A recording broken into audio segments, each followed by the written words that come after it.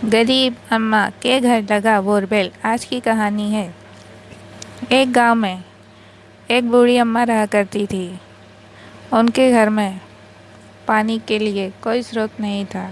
गांव से बहुत दूर 20 किलोमीटर दूर से पानी लेकर आना पड़ता था, क्योंकि गांव में जो कुआं था वह सूख गया था। उसमें बहुत कचरा जमा हो गया था और उसमें पानी की झरन भी टूट गई थी। सभी गांव वाले बेहद परेशान थे, लेकिन सभी अपने अपने वाहन से पानी ले आया करते थे। लेकिन बूढ़ी अम्मा बेचारी कहाँ जाती वह पानी लेने के लिए। वो बहुत परेशान थी। कोई ना कोई 1-2 दिन में एक बार उनके लिए पानी ला दिया करता था, लेकिन अब लोग रोज़ रोज़ उनके लिए पानी कहाँ से लाते। लेकिन वो उन्हें पानी देने में कतराने लगे। बूढ़ी अम्मा ये सब परेशानी से बहुत परेशान हो गई थी। एक दिन वह अपने रिश्तेदार के घर शादी में गई। वहाँ उन्होंने देखा उनके घर में एक नल लगा हुआ है। उन्होंने पूछा, ये हैंडपम्प तुमने कैसे लगवाया? तुम्हारे गांव में भी तो पानी नहीं है ज़मीन में, और ना ही तुम्हारे यहाँ कुआं है। वह कहने लगी, अम्मा जी, ये हैंडपम्प हमने लगवाया है। जो लोग हाथ से गड्ढा खोदते हैं उन लोगों से लगवाया है। ये तो बहुत ही बढ़िया है। कितना गहरा है ये? उसने कहा, अम्मा जी, ये तो 400 फीट गहरा है। हाथ से इतना गहरा कैसे किया होगा? और कितना पैसा लगा होगा इसमें? ज़्यादा पैसा नहीं लगा। हमारे घर के लोगों ने ही काम कर लिया था, तो इतना महंगा नहीं पड़ा। अम्मा जी ये देखकर तो बहुत ही खुश हो गई। उन्हें लगा अब उनकी पानी की समस्या भी दूर हो जाएगी। वो कहने लगी, कौन खोदता है ऐसा गड्ढा? मुझे भी उसका पता बता दो। उसने अम्मा जी को पता बता दिया। अब अम्मा जी उनसे मिलने गई। उन्होंने दरवाज़ा खटखटाया। अंदर से एक आदमी बाहर आया। बोला, अम्मा जी, क्या काम है? बेटा, मुझे भी अपने घर में हाथ का गड्ढा कराना है और हैंडपम्प लगवाना है। वह कहने लगा, अम्मा जी, इसका खर्चा लगेगा। आपके पास है इतना पैसा? वो कहने लगी, हाँ हाँ, मैंने पुराना पैसा जोड़ कर रखा है। मैं तुम्हें दे दूँगी, चिंता मत करो। बूढ़ी हूँ तो क्या हुआ, मेरे पास भी पैसे हैं। ठीक है अम्मा जी, कहाँ है आपका घर? तो आपके घर भी लगा देंगे गड्ढे वाला हैंडपम्प। वो कहने लगी, यहाँ से 20 मील दूर एक गांव है, मेरे घर आ जाना हाथ का गड्ढा करने। वह कहने लगा, हाँ ठीक है अम्मा जी, आ जाएंगे। अम्मा जी ने अपना पता उस आदमी को दे दिया। 5 दिन बाद वह अपना सामान लेकर अम्मा जी को ढूंढते हुए उनके गांव पहुंचा।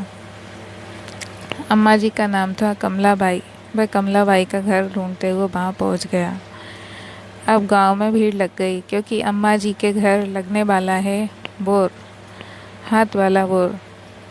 सभी गांव के लोग अम्मा जी के घर जमा हो गए। अम्मा जी ने बोर लगने से पहले वहाँ पूजन किया। उन्होंने आज मिठाई में हलवा बनाया था और हलवा चढ़ाकर भगवान का पूजन करके सभी गांव वालों को हलवा बांटा और कुछ हलवा बाद के लिए बचा कर रखा। गड्ढा करने वाले ने गड्ढे का काम शुरू कर दिया। हाथ के गड्ढे का काम में बहुत मेहनत लगती है।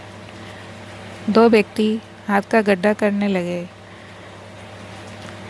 उन्हें खोदते खोदते सुबह से शाम हो गई, लेकिन अब तक पानी नहीं आया, क्योंकि ज़मीन में ऊपर पानी नहीं था। उन्होंने और गहरा खोदा और 2 दिन लग गए उन्हें खोदने में। 2 दिन बाद अम्मा जी के गड्ढे में पानी आ गया। अब उन्होंने अम्मा जी से कहा, कौन सा वाला हैंडपम्प लगवाना है, लोहे वाला या फिर दूसरा? तो अम्मा जी ने कहा, जो कम में पड़ रहा हो वो लगा दो। तो उन्होंने उसमें वही हैंडपम्प लगा दिया।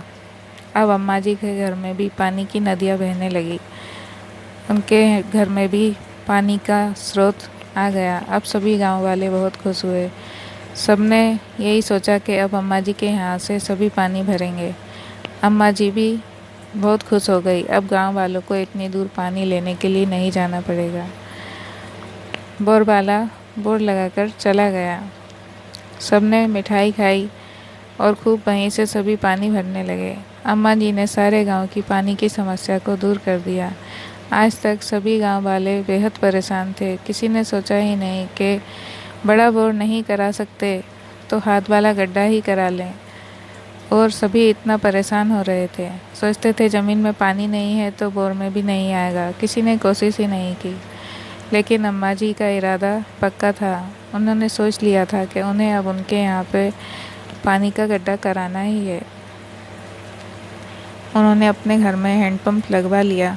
अब वो बहुत खुश है। अब उन्हें किसी से पानी के लिए कहने की ज़रूरत नहीं है। जब भी उन्हें पानी चाहिए होता वो हैंडपम्प चलाकर अपने लिए पानी निकाल लेती और बाकी सभी गांव वाले भी उनके यहाँ से पानी भर सकते थे। उन्होंने किसी से भी मना नहीं किया था।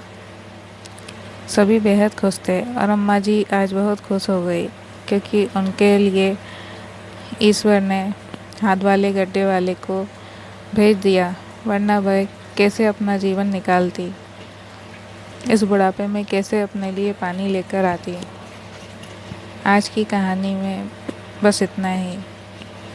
ऐसी और कहानियाँ सुनने के लिए चैनल को सब्सक्राइब और वीडियो को लाइक करें।